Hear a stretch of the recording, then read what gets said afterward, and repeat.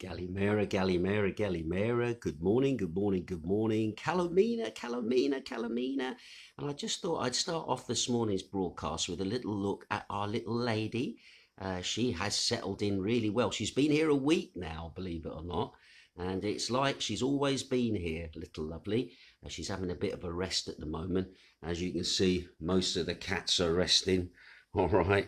And out here on the balcony, we've got the lovely Mr. Pickles and his mum, Sweetie. They're having a bit of a rest as well, as it is going to be getting very, very hot today. Anyway, big shout out to Lindsay Lamb tuning in. Raina Pete Dylan Alfling is tuning in as well. And looking at the weather today, absolutely glorious. A bit of a wind blowing, which we need, but we're going to have to be careful with that wind because basically we've got an alert for fires today from the local fire brigade. And going to quickly just go and check the weather forecast from the lovely Amanda. Precise weather forecast that she gives me every morning. Can I just say thank you for that? It's greatly appreciated. She says, morning, Ginge, Thursday's weather, Thursday's weather, back to orange warning, orange alert for extreme temperatures, sunny, very hot and muggy, temperatures 33 degrees, will feel like 39, have a great day.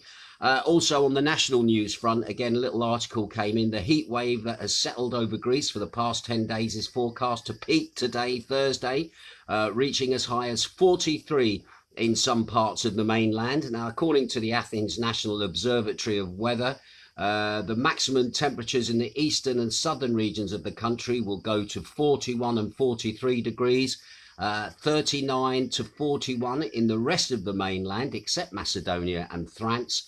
And in the Ionian Islands, where we are, along with Crete, the weather expected to go to 38 to 39 degrees Celsius. And as I've already said, the local fire brigade have already started issuing warnings this morning and has placed the island on alert for wildfires. It has warned people to be very careful about flicking your cigarettes from your cars. And I saw somebody do that the other day and thinking it's so easy to start a fire. So don't flick your cigarettes from your cars. And if you're considering having a barbecue, just be very, very careful how you set that up. Make sure you've got some form of water or extinguisher standing by just in case things get a little bit out of hand. And once again, just to remind you, even if you accidentally start a fire in Greece, that's no excuse in the eyes of the law. You can still be charged for arson. All right, so I just thought I'd let you know about that. Also, I had a lovely little message from Amanda yesterday. She said it's busy in Ali Canaz at the moment. We have English in our hotel. One lady and her daughter travelled overnight from Scotland to fly from Manchester. And guess what? She said, this is her words, not mine. She's bloody 90 years old. And she said, Boris isn't going to stop her having a holiday because she said, I might not get another one next year. And bless her, laugh out loud, she says, and we have two other English couples staying in the hotel where they are at the moment. And in fact, that's a good point, actually. This continued lockdown and safety, and people are of that age where this could be their final hurrah. And they don't want to be denied that on the sake of trying to save their life. They still want to go out and live life. There's a difference between living and existing. And obviously that lovely 90-year-old lady wants to go out and live life and not exist. So bless you. I hope you have a fantastic holiday. I hope you have a good time. And I hope you come back for another holiday on your 91st birthday as well. Bless you. Anyway, let's have a look at the news then. Just to let you know what's happening in the way of flights, as always. We've got one flight in from Israel. We've got two flights in from Germany, one from Austria, three from Italy, two from Amsterdam, one from Poland, one from the Czech Republic. We got one from Sweden, one from Athens, one from Switzerland, one from Brussels. And guess what? We have one EasyJet flight from Liverpool. Liverpool are coming on EasyJet. That flight, Jane's supposed to meet that flight at 13:05, but I've got a feeling it's going to be a little bit early. But anyway, way, Jane's meeting that flight from EasyJet at 13:05. So it looks like the Scousers are coming. So we are so pleased to see that the Liverpool folk are going to get in here as well. Just for those people asking about Wiggy, no information on Wiggy at the moment. I'm hoping that all is well. I've not been able to get a hold of his wife or anybody else. If anybody's tuned in, Patrick Carroll or Derek Cole, and you have any information, let us know, mate, if you haven't got any yourself already. Anyway, COVID in the last 24 hours. Again, the infection rate is still a little bit on the up. 605 on the previous day, and it is 633 new infections. One new case was identified and checked into the country, so that was down on the day before where we had 3. No reports of any infections in the Ionian Islands at the moment, and no infections here in Zakynthos. So we could actually say at the end of the month of June, we had 7 cases of coronavirus here on the island, and we had no deaths here on the island as well, which was good. Now, when it comes to deaths, they have dropped slightly across the country. 13 deaths was what was reported to you yesterday. Today, 11 new deaths across the country, bringing the total now to 12,706. And once again, our condolences to those families that are affected. Now, when it comes to patients in ICUs at the moment, that number has dropped actually. 204 was what was last reported. Now it is 196, of which 130 are female and 66 are female. Sorry, 130 are male, 66 are female. So once again, that is moving in the right direction, that the ICU beds numbers are down. Right then, today's news then, it seems that the distribution of free self-test kits in pharmacies across the country will start again today. You might remember it was stopped for a while, and they start today. Public and private sector employees, as well as young people between the ages of 18 to 30, they'll be able to obtain 4 free self-test kits, 1 for each week for the month of July, as long as they show their AMCA number. It should also be noted that without self-testing, fully vaccinated workers can come to their workplaces from the beginning of the week, as confirmed last Wednesday afternoon by the Deputy Minister of Civil Protection, Nikos Hadjiadis. So if you'd already had your double jabs, guess what? You can go back to work without having to self-test, which I think for a lot of people will be great news. Good news for me, though, because I haven't had the jab. I can now go and get my self-test kits in waitingness, maybe for going back to work. So once again, all pharmacies in Greece and Attica from Thursday, the 1st of July at 8 p.m, they're going to start distributing the self-test kits for free. So that is good news. Right, also as well, another thing happening on the 1st of July. It seems that the 1st of July for everything at the moment. The new EU-wide travel pass aimed to facilitate movement across the bloc during the pandemic. That comes into force today. The digital COVID certificate, or digital green certificate, is to be used as proof that travellers have been vaccinated against COVID-19, received the negative test results, or recovered from the disease. Now, its aim is to enable people to travel more easily for work and travel in the EU by reducing paperwork and skipping quarantine. The certificate is a temporary tool.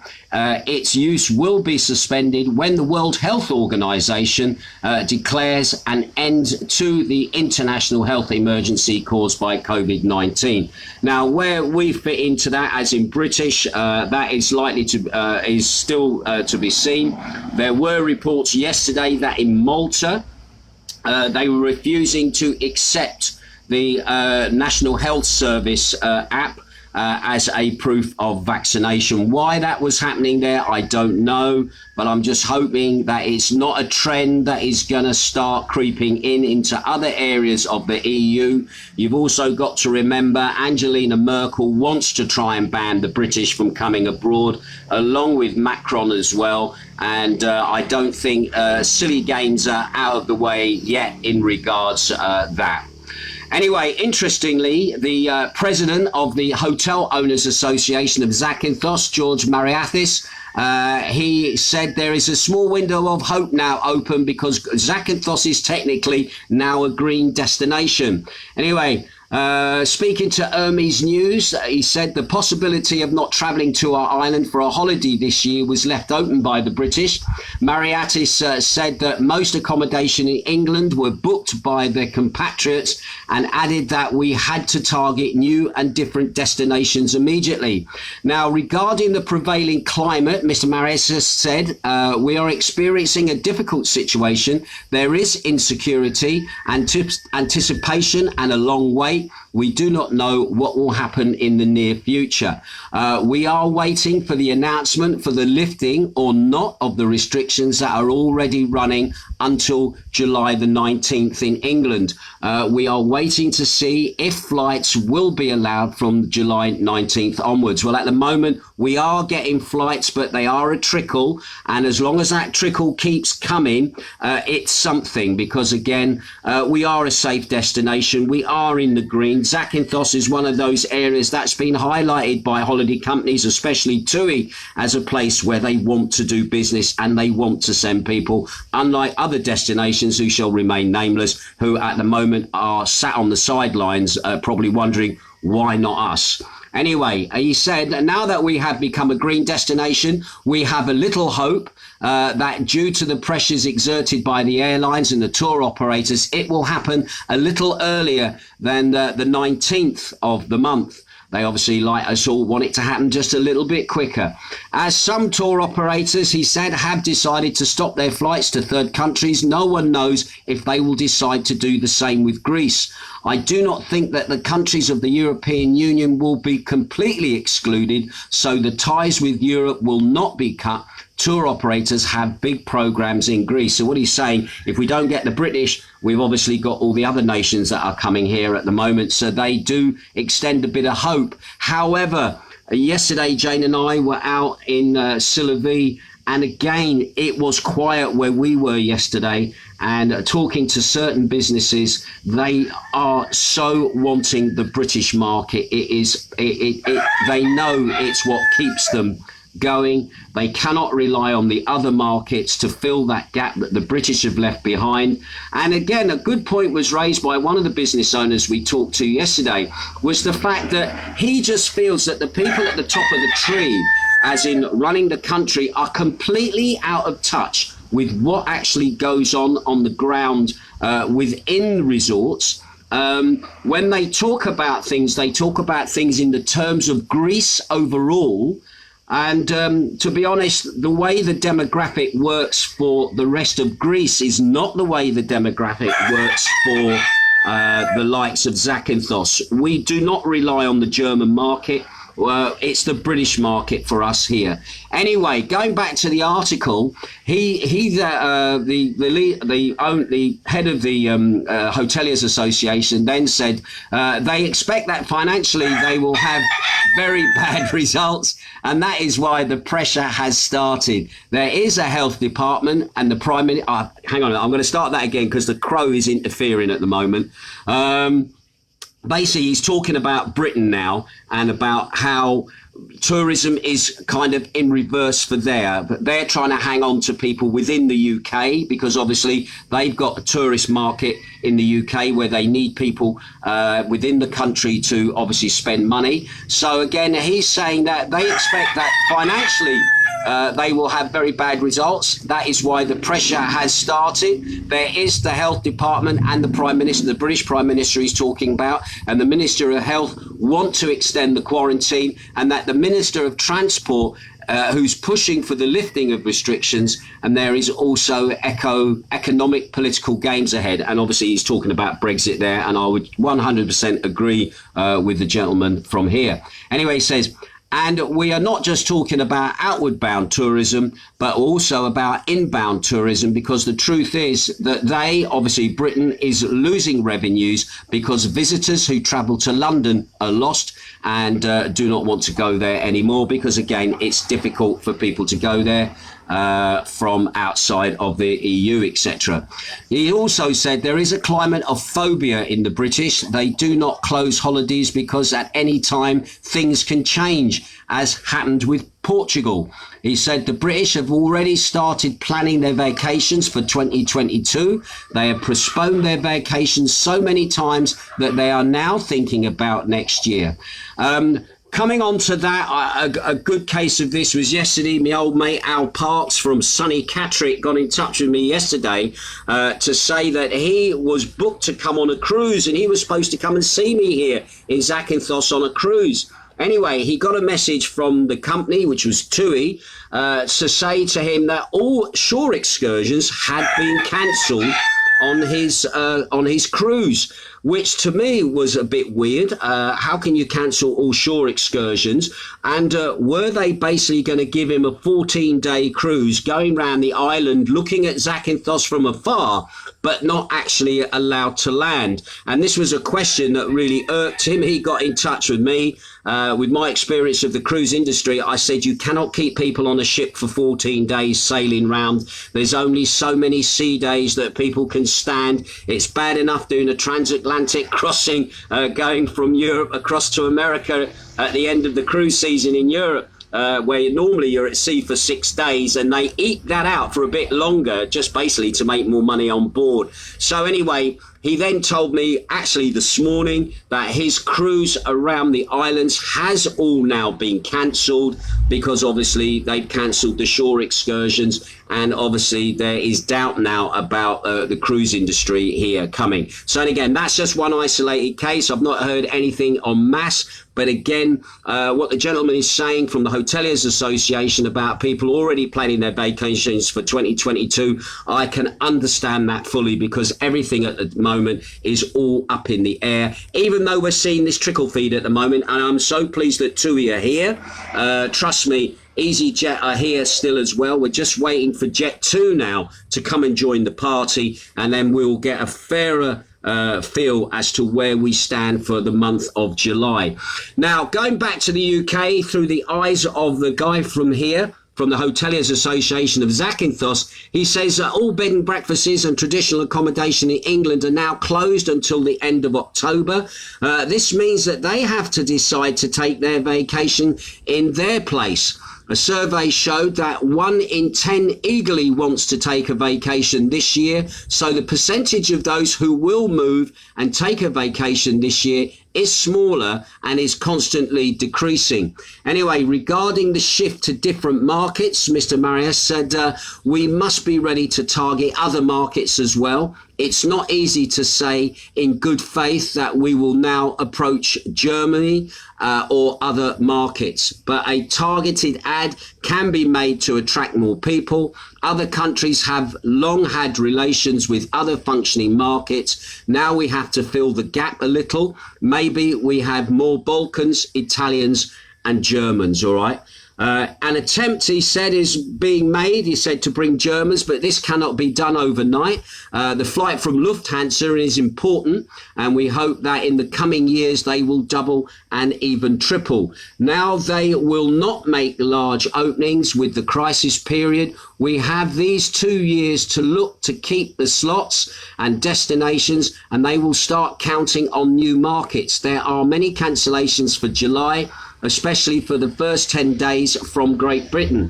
Businesses do not know when they will open and employees are waiting. Hey, I'm one of those. And we have a constant postponements, and this needs to be managed. And again, this is through the eyes of the Hoteliers Association here in Zakynthos. And again, he is optimistic to a degree that the window of opportunity is slightly open, but it's not open far enough. And again, he's going to, like the rest of us, have to wait and see what is going to transpire, shall we say, in this next 2 weeks here in July, as to how things are going to move forward.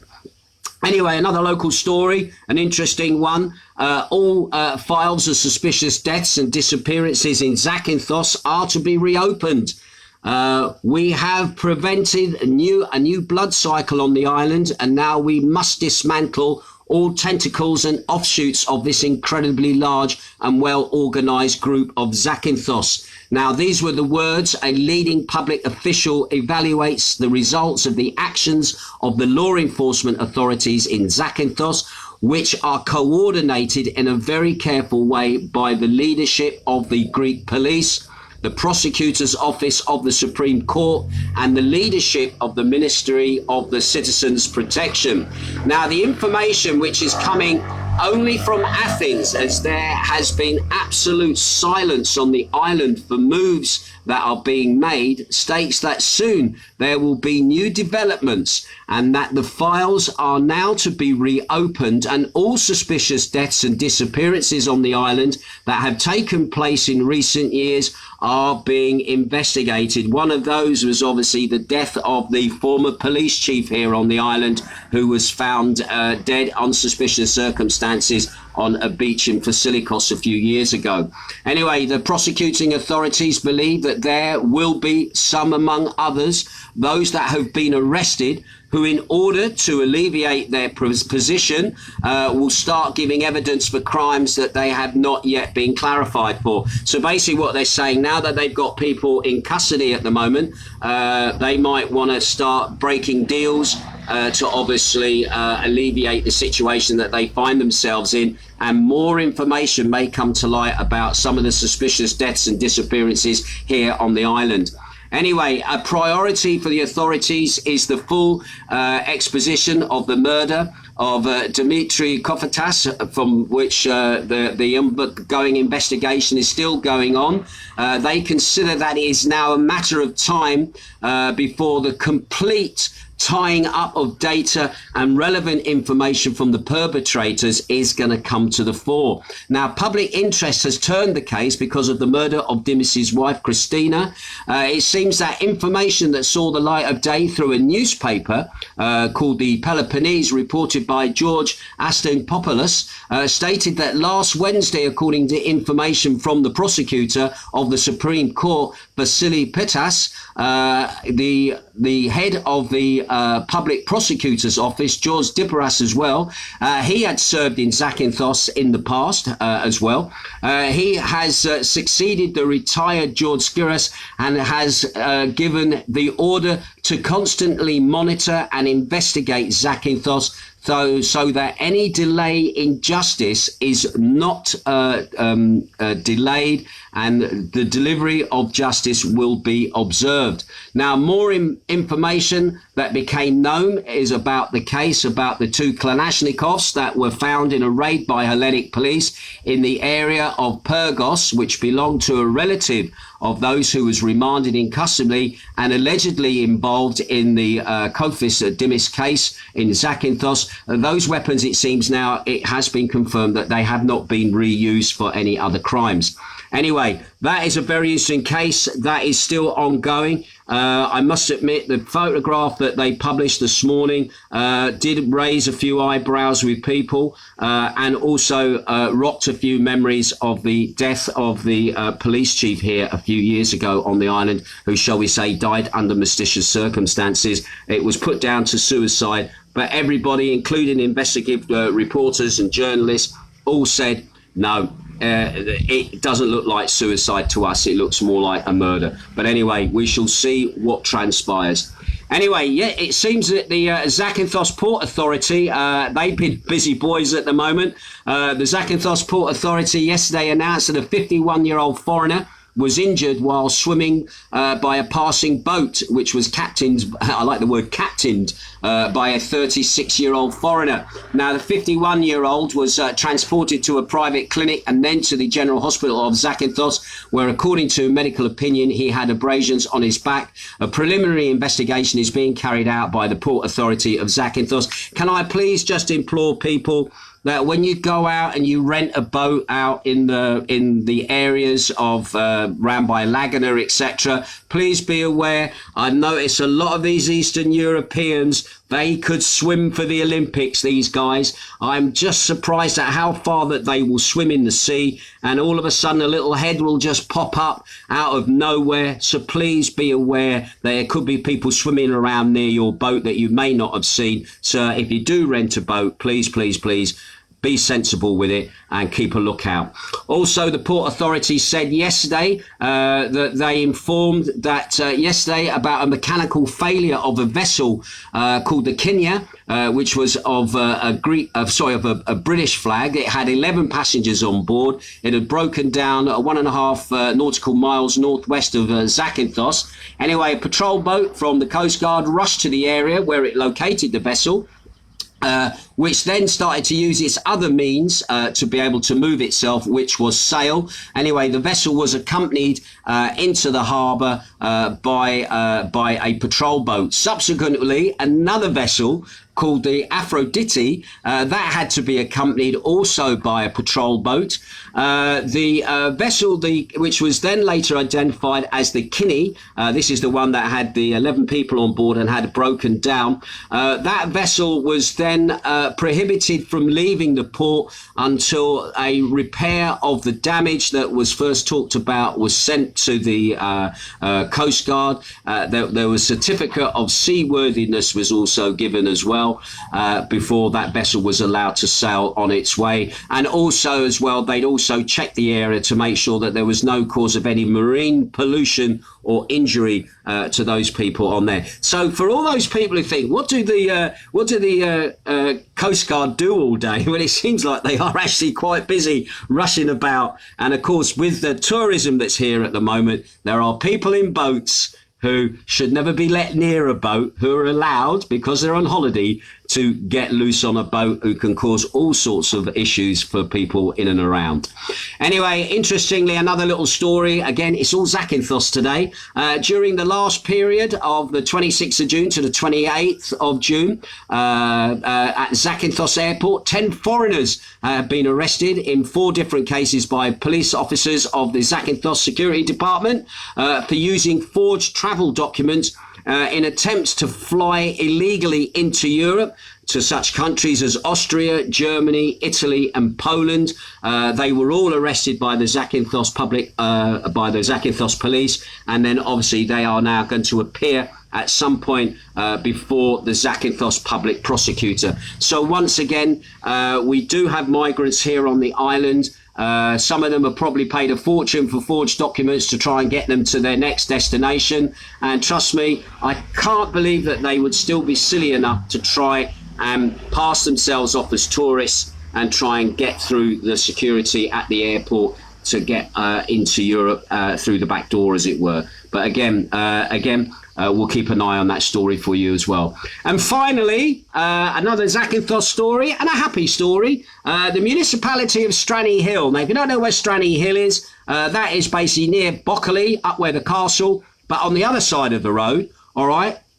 And it is now to become a reference point, actually, for the 200th anniversary of the celebration of the Greek Revolution of 1821. And it's having a bit of a facelift at the moment, and landscaping and being smartened up, ready for the celebrations that are taking place. According to the Deputy Mayor, Nikatas Spinos, he was talking to Hermes News. He says there's guaranteed credit for all the projects of restoration works are already progressing, as the crews have been working on the site now for 3 weeks. They've been cleaning and restoring it. Work has been done there, basically painting the benches and pruning the trees, basically putting any damage to restored to make the place look a lot more better. Now, for those people who don't know what Santorini Hill is, it is the location where the poet for Greece, Mr. Solomos, that is where he sat and wrote the lyrics for the Greek national anthem. In his poem called Ode to Freedom, he reportedly could hear the cannon fire coming from across the other side from Kalini, where there was skirmishes taking place at the time, and that's where he got the inspiration to write the lyrics, for which ended up as the lyrics for the Greek national anthem. And just a little point of trivia: the Greek national anthem is one of the longest national anthems that is played at sporting events and football events. But anyway, it seems that on July the 10th, something you might want to put in your diary. That location is going to be the backdrop for a celebration of the life of Solomos on the 10th of July. So again, I'll keep my ears and ears peeled for more information as to what's going on. I have a strange feeling my next door neighbour, the trumpet player, he's been practicing like crazy these last week or so, and I've got a feeling that, you know what, I actually feel that, you never know, he might be playing at one of the concerts or whatever gigs they've got planned for the 10th of July. Right, I've got a few messages at the moment. Dave Matthews says, good morning, not been around much for the last few days. My dear old mum of 88 is with us, enjoying time with her. Bless you, Dave. I hope your mum is good. And nice that you've got your mum with you. My mum is 88 now, and at the moment, trying to get to see her is nigh on impossible with everything that's going on. So you enjoy your time with her while you can. Joan Bamford is tuning in. Nice to see you, Joan. Dave Matthews, again, is tuning in. Alan Woodhouse, Janet Cooney. Andrew the Fridge Watkins is tuning in as well. John Clifford, he says, morning, Colin, from a sizzling calamari. It's a calamari there. From a sizzling calamari. Phew, it's hot. Hot, humid, and surrounded by strange alien mist. I've got to be honest, you're right. There is like a haze, like a grey haze in the sky, and it's been like that for the last few days, and it is just very humid, very muggy, and you can hear the crickets singing. And they only sing once it gets to about 32 degrees Celsius, I think, is their time. And when they make that noise, what they're doing is basically just cooling themselves by vibrating their legs along their legs, and they create a little fan for themselves and brush off on the heat. So there you go. Yeah, it is hot.